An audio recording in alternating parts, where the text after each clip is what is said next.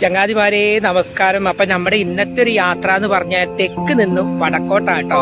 നമ്മുടെ വടക്കൻ കേരളത്തിലെ പ്രധാനപ്പെട്ട ടൂറിസ്റ്റ് കേന്ദ്രമായ കാസർഗോഡ് ജില്ലയിലെ ബേക്കൽ ഫോർട്ട് കാണാട്ടോ ഇന്നത്തെ യാത്ര. കാരണം കുറച്ച് ദിവസമായിട്ട് കാഞ്ഞങ്ങാട് എനിക്ക് കുറച്ച് ഡ്യൂട്ടി ഉണ്ടായിരുന്നു. അപ്പൊ അതിന്റെ ഭാഗമായിട്ട് കാഞ്ഞങ്ങാട് തൊട്ടടുത്തുള്ള സ്ഥലം കൂടിയാണ് നമ്മൾ ബേക്കൽ ഫോർട്ട്. അപ്പൊ ആ വഴി പോയപ്പം അത് കാണാനും നിങ്ങളിലേക്ക് എത്തിക്കാനും കൂടി വേണ്ടിയാട്ടോ ഇന്നത്തെ വീഡിയോയിൽ വന്നിരിക്കുന്നത്. അപ്പൊ വീഡിയോ എന്തായാലും നിങ്ങൾ സ്കിപ്പ് ചെയ്യാണ്ട് കാണണം. കുറച്ച് കാര്യങ്ങളൊക്കെ ഭംഗിയായിട്ട് തന്നെ നിങ്ങൾ കാണിച്ചു തരുന്നുണ്ട്. പിന്നെ വീഡിയോ ഇഷ്ടപ്പെട്ടാൽ ലൈക്ക് ചെയ്യാനും ഷെയർ ചെയ്യാനും അതുപോലെ തന്നെ സബ്സ്ക്രൈബ് ചെയ്യാത്ത കൂട്ടുകാർ ഒന്ന് സബ്സ്ക്രൈബ് സപ്പോർട്ട് ചെയ്യണം കേട്ടോ.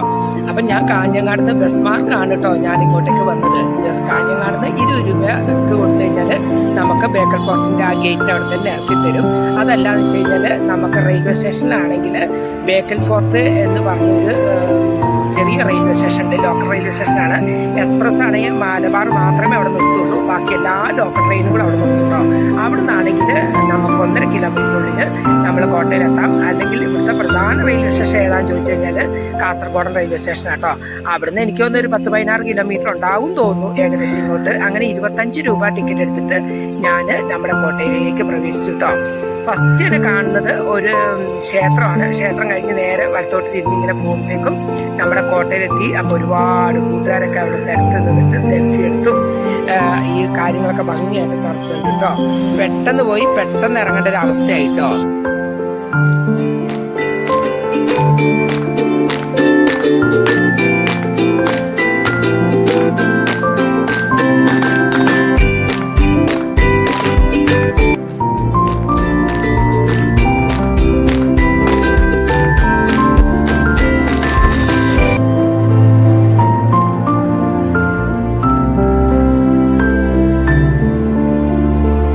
മുറ്റത്തെ മുല്ലയ്ക്ക് ഏറെ മണമുണ്ടെന്ന് കാണിച്ചിടുന്ന കുറേ കാഴ്ചകളാണ് നമ്മളെ കേരളത്തിലെ പ്രധാനപ്പെട്ട വിനോദസഞ്ചാര കേന്ദ്രങ്ങളൊക്കെ. പക്ഷെ നമ്മുടെ നാട്ടിലുള്ള ആൾക്കാർ കൂടുതലും ലഡാക്ക് അങ്ങനെ എന്ന് പറഞ്ഞ വലിയ വലിയ സ്ഥലങ്ങളിലേക്ക് പോകാൻ ആഗ്രഹിക്കുമ്പം അവിടെയുള്ള എനിക്ക് തോന്നുന്നു കുറേ ആൾക്കാർ കേരളത്തിന് ഭംഗി ആസ്വദിക്കാൻ ഇങ്ങോട്ടേക്ക് വരുന്നത്. ശരിക്കും പറഞ്ഞാൽ നമ്മുടെ കേരളത്തിനുള്ളിലുള്ള നമ്മളെപ്പോലുള്ള സാധാരണക്കാർക്ക് പോകാനും കാണാനും പറ്റിയൊരു കുറേ ടൂറിസ്റ്റ് കേന്ദ്രങ്ങളുണ്ട്. പറ്റുമെങ്കിൽ അതൊക്കെ വല്ലപ്പോഴും ഒന്ന് പോയി കാണുക. നല്ല മഴയുള്ള ദിവസം ആയതുകൊണ്ട് ചെറിയ ചാറ്റൽ മഴ നനഞ്ഞ് അവിടുത്തെ കാഴ്ചകളെ കാണാൻ നല്ല ഏറെ ഭംഗിയായിരുന്നു കേട്ടോ.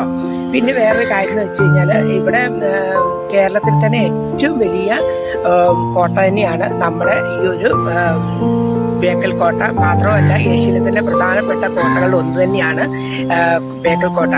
ചെങ്കല്ലിൽ കൊണ്ട് പതിഞ്ഞിരിക്കുന്നതാണല്ലോ എല്ലാ കോട്ടകളും. ഇതിന്റെ നിലഭാഗമാണെങ്കിൽ പുതിയ രീതിയിൽ പൊളിഞ്ഞ ഭാഗങ്ങളൊക്കെ തന്നെ ചെങ്കല്ലിൽ കൊണ്ട് തന്നെ പാതി അടിച്ച് നല്ല ഭംഗിയാക്കി തന്നെ എടുത്തിട്ടുണ്ട്. ഈ ഒരു കുന്ന് കയറുമ്പോൾ ശരിക്കും ഞാൻ കിതച്ച് പണ്ടാറടങ്ങിയിട്ടാ. എങ്കിലും പതിച്ച് അതിന്റെ പൊക്കത്തോട്ട് കയറി കഴിഞ്ഞാൽ വേറെ ലെവലാണ്. ഭൂമിയിൽ തന്നെയാണ് സ്വർഗം ഉണ്ടെന്ന് തന്നെ മനസ്സിലാക്കി തരുന്ന കുറേ കാഴ്ചകൾ തന്നെയാണ് ഇവിടെ കാണുന്നത്. മഴക്കാലം ആയതുകൊണ്ട് പച്ച വിരിച്ച പുൽപ്പാടങ്ങൾ ധാരാളം തന്നെ ഉണ്ടായിരുന്നു. അതൊന്നും ക്രിയേറ്റീവായിട്ട് ചെയ്തതൊന്നല്ല, അതൊക്കെ പ്രകൃതി കനിഞ്ഞു നൽകിയ കുറേ കാഴ്ചകളായിരുന്നു കേട്ടോ. പിന്നെ അവിടെ ഇവിടെ കാണുന്ന കുറേ ചെങ്കല്ലുകളൊക്കെ ഇതിന്റെ ഓരോ പണികളുടെ ഭാഗമായിട്ട് കൊണ്ടുപോയിട്ട് അയക്കുന്നത്. ദൂരെ ആ കാണുന്ന അറബിക്കടലിൽ തിരകൾ അടിച്ച് കയറുന്നുണ്ട്. ഈ ഒരു കാലാവസ്ഥയുടെ ഭാഗമായിട്ട് തന്നെ തിരകൾ അടിച്ച് കയറുന്നുണ്ട്. പിന്നെ കുറച്ചും കൂടി അങ്ങോട്ടേക്ക് പോയി കഴിഞ്ഞാൽ അതിന്റെ എല്ലാ ഭാഗങ്ങളും കൈയോടെ ഒപ്പിയെടുക്കാൻ പറ്റുമായിരുന്നു. അപ്പോഴേക്കും അങ്ങനെ നിന്നും വിസിലടിച്ച് നമ്മളെ സെക്യൂരിറ്റിക്കാർ ഓടിച്ചു വിട്ടു കേട്ടോ. അപ്പൊ ഇത്രയൊക്കെയാണ് ഇവിടുത്തെ ഒരു കാഴ്ച. ഞാൻ പ്രധാനപ്പെട്ട ഇവിടം വരെ പോയിട്ടുള്ളൂ. കാർമായി ഇരമ്പി വരുന്നുണ്ട്. മഴ വീണ്ടും ശക്തി പ്രത്യേകിച്ച് മഴക്കാലത്ത് എന്നൊക്കെ പറഞ്ഞു കഴിഞ്ഞാൽ നമ്മുടെ ഈ കോടയൊക്കെ ചൂടി വരുന്നത് ബുദ്ധിമുട്ടുള്ള കാര്യമാണ്. അതേ സമയത്ത് നല്ലൊരു കോട്ടൊക്കെ ധരിച്ച് പാറി പറന്ന് നടക്കണേൽ നല്ല കോട്ട് ധരിച്ച് വരാം കേട്ടോ. ഇപ്പോഴത്തെ കാലത്തൊക്കെ പറഞ്ഞു കഴിഞ്ഞാൽ 100 രൂപയ്ക്കൊക്കെ പല നിറത്തിലുള്ള കോട്ടുകൾ കിട്ടും. അതൊരെണ്ണം മേടിച്ച് കയ്യിൽ വെച്ച് കഴിഞ്ഞാൽ നമുക്ക് പറന്ന് ഈ സ്ഥലങ്ങളൊക്കെ കണ്ട് ഭംഗിയായിട്ട് വരാം കേട്ടോ. അപ്പൊ അതിന്റെ കുന്നിന്റെ പൊക്കത്ത് കയറിയപ്പോൾ കാറ്റും മഴയായിട്ട് ആൾക്കാർ നേരെ താഴോട്ട് ഇറങ്ങി. അപ്പൊ അങ്ങനെ താഴ്ചയിലെ കാഴ്ചകളൊക്കെ കണ്ട് ഞാനങ്ങനെ നടക്കുക കേട്ടോ. അപ്പോഴത്തേക്കും വീണ്ടും മഴ ശക്തി പ്രാപിച്ചു. ഒരു രക്ഷയില്ല. അവിടെ കണ്ട ഒരുപാട് നേരെ പോയി.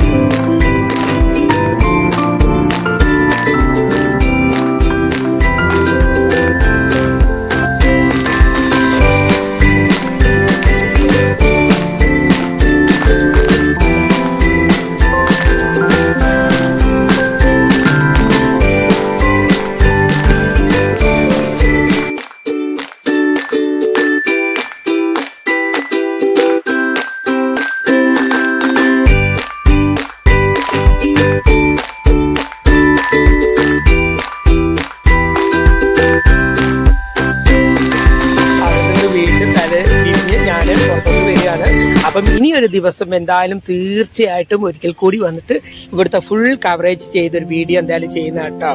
ഇവിടുത്തെ പ്രധാനപ്പെട്ട ആകർഷണം എന്ന് വെച്ച് കഴിഞ്ഞാൽ ഈ ഞാൻ പറഞ്ഞല്ലോ കരികൾ കൊത്തിയുണ്ടാക്കിയ പല രീതിയിലുള്ള വർണ്ണനങ്ങൾ കൊണ്ട് ചെയ്തു വെച്ചിരിക്കുന്ന ഒരു കരവിരുത് എന്ന് പറഞ്ഞാൽ വേറെ ലെവലാണ്.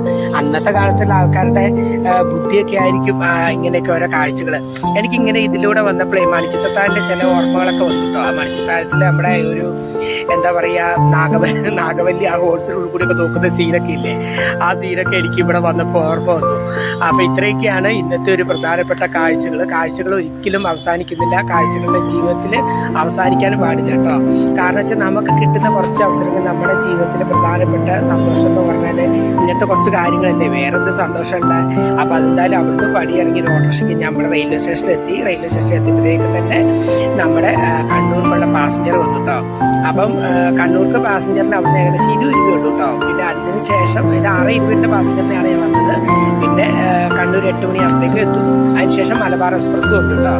അപ്പം ഏകദേശം അവിടുന്ന് പുറപ്പെട്ടു. ഇതിൻ്റെ ഈ റെയിൽവേ സ്റ്റേഷൻ്റെ അങ്ങേ ഭാഗത്ത് കണ്ടു കഴിഞ്ഞാൽ അവിടെ ഈ പറഞ്ഞ ബീച്ചും കാര്യങ്ങളൊക്കെയാണ്. അപ്പം ഈ ഒരു ഭാഗത്ത് വന്നു കഴിഞ്ഞാൽ അത്യാവശ്യം ഏരിയ കവർ ചെയ്യാൻ പറ്റിയ ഒരുപാട് വിനോദസഞ്ചാര കേന്ദ്രങ്ങൾ നമ്മുടെ വടക്കൻ കേരളത്തിലുണ്ട് കേട്ടോ. നമ്മൾ തെക്കോട്ട് മാത്രമല്ല പോകുന്നത്, ഇടയ്ക്ക് വടക്കോട്ട് വരുന്നതോ അടിപൊളിയല്ലേ. തെയ്യങ്ങളുടെ നാടാണ് നമ്മുടെ വടക്കൻ കേരളം എന്ന് പറഞ്ഞു കഴിഞ്ഞാൽ.